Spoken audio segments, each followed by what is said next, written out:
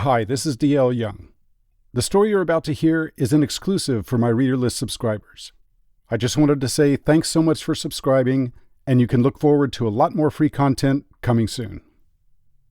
The story's entitled Cotner's Bot, and it tells the tale of Alex, a down-on-his-luck art dealer who gets a lead on what could be the discovery of a lifetime, a robot painter that creates astonishing works of art. If the lead turns out to be true, the robot artist would be nothing short of a career saver, a ticket back into the big time for Alex, a second chance. Enjoy the story. A robot didn't do this.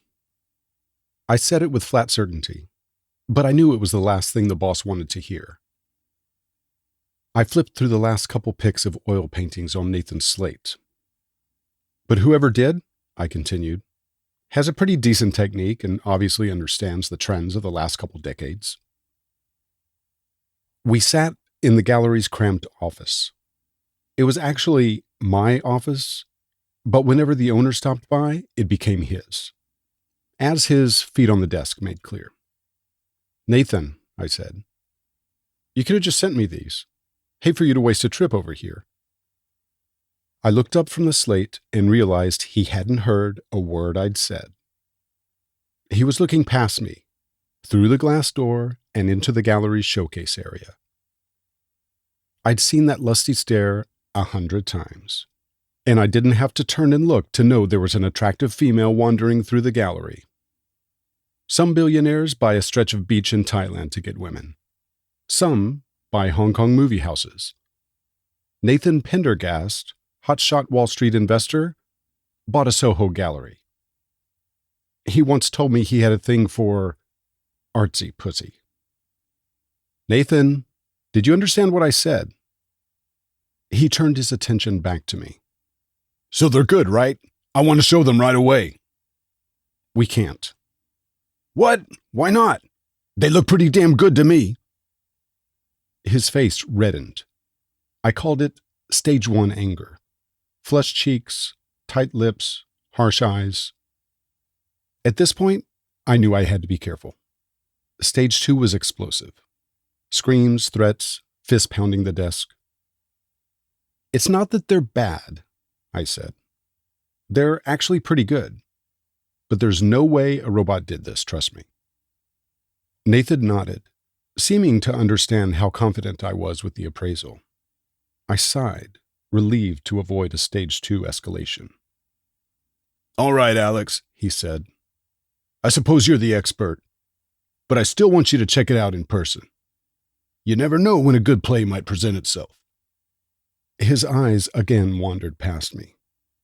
He gave me a wink, stood, and exited the office for what would surely be a more stimulating conversation. Managing a third-rate gallery is the kind of gig you're lucky to get when you have a black mark on your career as an art dealer. In this business, a black mark is a black mark, and it doesn't matter what the circumstances were. It doesn't matter that the phony Nguyen Heist painting was one of the best forgeries of all time. And it doesn't matter that you had a 15-year run in the business, that you'd built a solid reputation with a spotless record. All that mattered was that you were the one who'd brokered the sale, that your name was attached to one of the biggest art frauds ever. Then suddenly, you're toxic, and the people you've known and trusted for years, friends, lovers, colleagues, all act like they never even knew you. And when the money runs out, and Jesus, it runs out fast, you end up taking whatever work you can get, like managing a joke of a gallery for a sex-crazed billionaire dilettante, so far removed from the real action, you might as well be working at a print shop in a suburban mall. The lawyers said I was lucky to avoid jail. But as my car drove me to Jersey to interview the robot's owner, I didn't feel very lucky. A robot painter, for Christ's sake. 99 out of 100 gallery owners would laugh it off. But mine sends me to check it out. Lucky fucking me.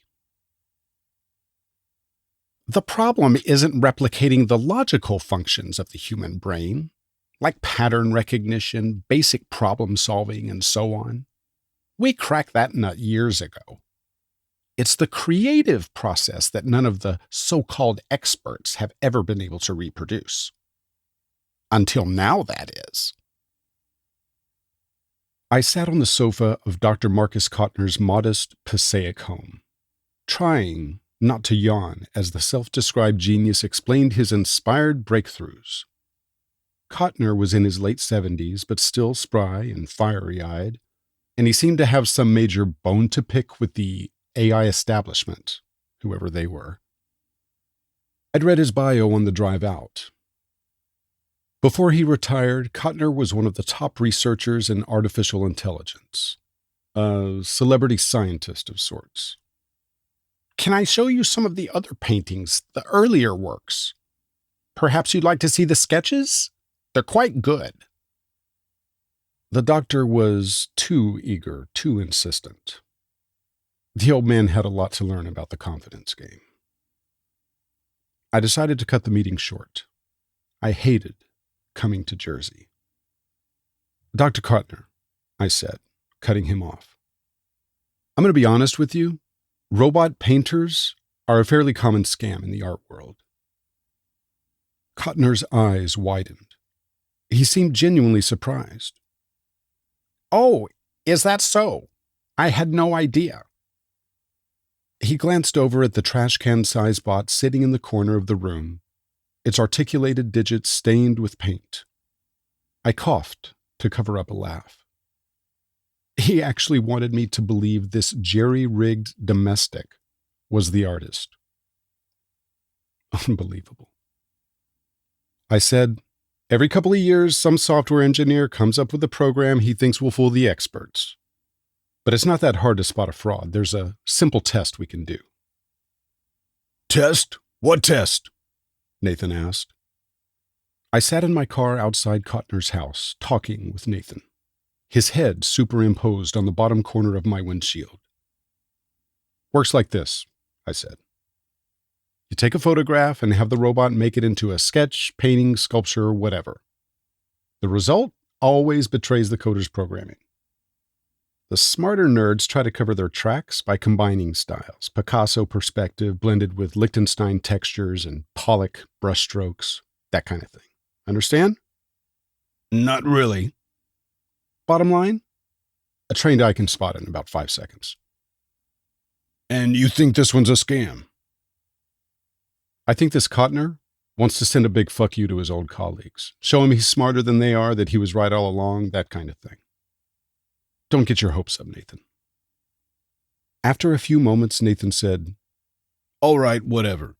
Let me know how it turns out. As he disconnected, I jumped in my seat from a knock on the driver's side window. It was Cotner. I lowered the glass, and he handed me a painting, still shining and wet. I looked at it, confused. What the hell? The work appeared to be an original piece, but only 5 minutes had passed since I'd given Cotner the photo. No way. It was impossible. I handed the painting back to Cotner, insisting that I watch as the robot painted a second piece. I gave him another photo, and he led me back into the house, a smug smile stretching across his face. He handed the photo to the paint-stained domestic. I folded my arms and watched as the little machine gently dabbed a brush onto a palette. Cotner's bot finished the painting in just under 4 minutes. No tricks, no sleight of hand. The painting looked like an authentic, original work of art. I stared at it for some time before I realized my mouth was hanging open. Where is it, Alex? I want to see it, Nathan boomed as he burst into the gallery office. I pointed to where I'd placed the painting on the desk. He hovered over it and grinned like a proud father. And you didn't even want to go out there, did you? He punched my shoulder, then pulled out 2 cigars from his jacket and handed one to me. I'd been looking over the painting for the last couple hours, searching every square inch of canvas for anything that would betray a faker's trick. I'd given Cotner a photo of my ex, and on such a familiar subject, I would have recognized a programmed emulation from any major painter, living or dead. I may have been running a third-rate gallery, but I was still a first-rate appraiser. And the more I examined the painting, the less doubt I had about its authenticity. Amazingly, it looked like the real deal. Nathan looked at me, his eyes bright with enthusiasm. "So now we signed this Cotner to an exclusive contract, which he just told me on the phone he'd be happy to do, and we're all set." He rubbed his hands together. "Something like this will finally make this dump legit, won't it?" It was my second surprise of the day. Nearly 4 years working here, and I'd always assumed Nathan was blissfully unaware of his gallery's lowly status. And his assessment was right on the mark. That paint stain bought was a once-in-a-lifetime find. The kind that instantly gives an unknown gallery big-time recognition and credibility. And it's cred that matters more than anything in this business. If you have it, the big names come to you, and everyone wants to show at your gallery. If you don't have it, you're out in the cold. Just another nobody in a sea of nobodies. "Not a bad day's work," Nathan said. "Like I told you, you never know when a good play will present itself." He lit his cigar and appeared quite satisfied with himself. "And I suppose this means you'll be back in the middle of things again, won't you, Alex?" Again, I couldn't disagree. For Nathan, discovering Cotner's bot was going to be a huge ego stroke. Granting him the "I'm more than a greedy suit" social standing that Wall Street types always look for, but rarely find. But for me, Mr. Blackmark, this was nothing less than a ticket out of the gutter. A second chance. No more lame sales pitches to tight-fisted tourists. No more swearing some student's horrendous watercolor is inspired genius. Maybe there was light at the end of the tunnel after all. "It's a hell of a find, Nathan," I said. "So how did you cross paths with this Cotner?" Nathan blew smoke. "Charity dinner of all places. Something for autism, if memory serves. Those things are crawling with high entail, you have no idea." He chuckled and said, "I remember being pissed when the old codger sat down next to me. A room full of movie stars and models, and I get the place next to Grandfather Time. Then he goes and bends my ear for like an hour, total sob story about being a retired single dad with a grown disabled son, and how he used to be this famous underappreciated scientist and—" "Wait," I interrupted. "A son? What son?" "Cotner has a grown son with severe autism who lives with him. Didn't you see him?" Shit. My car rolled to a stop in Cotner's driveway. I cursed myself again for not being thorough enough, for believing this sham for even a second. Dumb. The phone beeped, but I didn't answer. It was Nathan calling again, no doubt wanting to know why I'd bolted out of the gallery without a word to him. I got out of the car, walked up to the door, and rang the bell. No answer. I tried the door and found it unlocked, so I let myself in. The house was quiet. No alarm system, thankfully. And in the front room, the robot sat in the corner, powered down. I went down the hall and opened the door to a small bedroom. The room had a long twin bed with one side shoved against the wall. On the other side, there was a safety rail, the kind used for children or disabled adults, which ran the length of the bed. Canvases covered the walls and most of the floor. All of them oil paintings with the same style and color palette as the one sitting on my desk at the gallery. As if I needed any more proof of the fraud, there was a pair of remote control gloves, complete with damning paint stains, on the floor next to a small monitor. I didn't need to turn on the monitor to know it was connected to the robot's camera eye. Jesus, what a scam. Cotner's son was the artist. He was the robot's puppeteer, the Oz behind the curtain.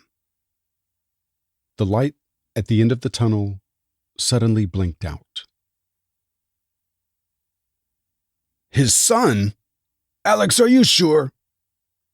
Nathan asked again over the phone, stage 2 anger in full effect. I'd called him as soon as I'd confirmed the fraud, hoping to catch him before he could boast of his discovery to anyone or, God forbid, send out a press release. I reassured him it was all a hoax as my car pulled away from Cotner's house. How the fuck do you miss something like that? He shouted. I'm sorry, Nathan. But the son's autistic, right? Surely we can work that angle. They make movies about that shit all the time. I sighed and said, for a robot, those paintings would be phenomenal. A total game changer, so to speak. But for a human being, they're just good. And not the kind of good that would get us any attention. Nathan said nothing and disconnected the line. I then decided it was a good idea to take the rest of the day off.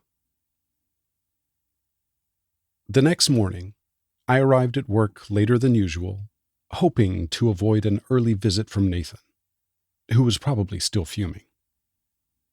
As I walked the last couple blocks to the gallery, I tortured myself thinking about how close I was.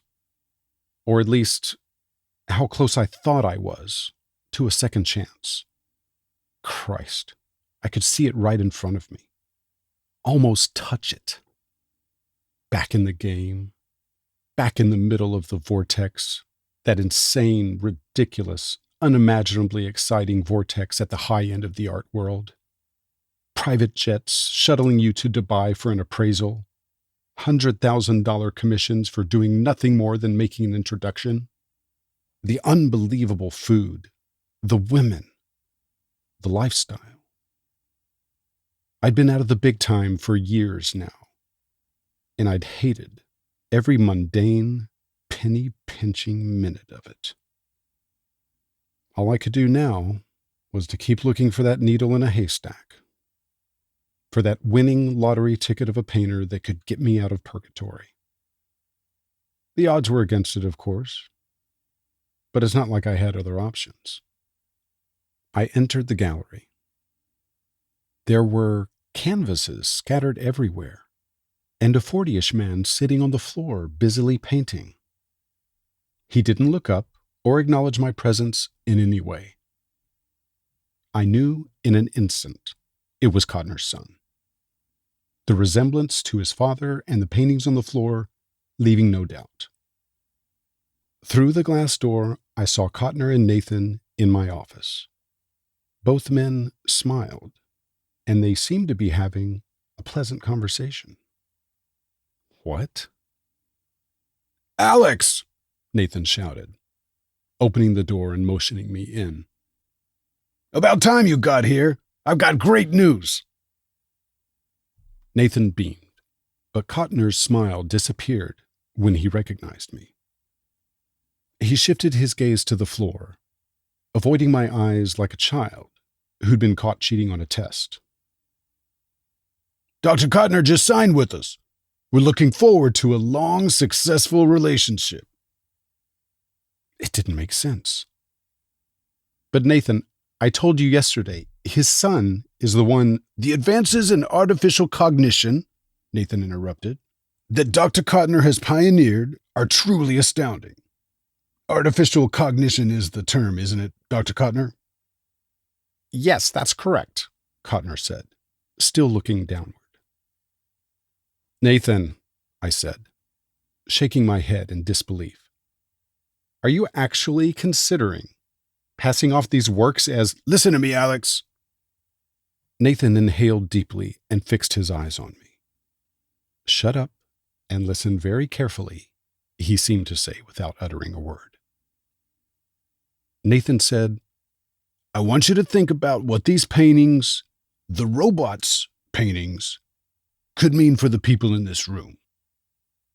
Consider what they could do for the long overdue recognition of Dr. Cotner's work, for your professional standing in the art world, and for the future of this gallery."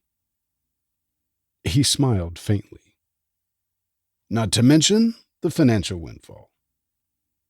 But we're risking, well now, there's risk in just about everything, isn't there? The way I see it, if the people in this room work together and stay on the same page, I'm confident we can manage that risk. And then great things can happen, Alex. Great things." Nathan slid a paper across the desk and held out a pen. I recognized the document. A non-disclosure agreement. I didn't have to read it to know that if I signed, I'd be agreeing to play along, to keep the secret, to perpetuate the robot painter lie. I remembered Nathan's words. You never know when a good play will present itself. I'd been out of the action for far too long. And risks, even big ones, were sometimes worth taking. I took the pen and signed. I was back in the game.